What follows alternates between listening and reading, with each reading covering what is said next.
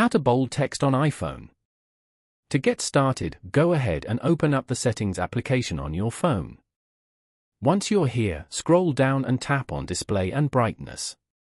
This page allows you to adjust the screen brightness, switch between light and dark appearance, enable True Tone, and configure other display-related settings.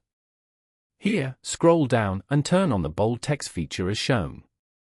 You have now successfully turned on the bold text feature on your phone.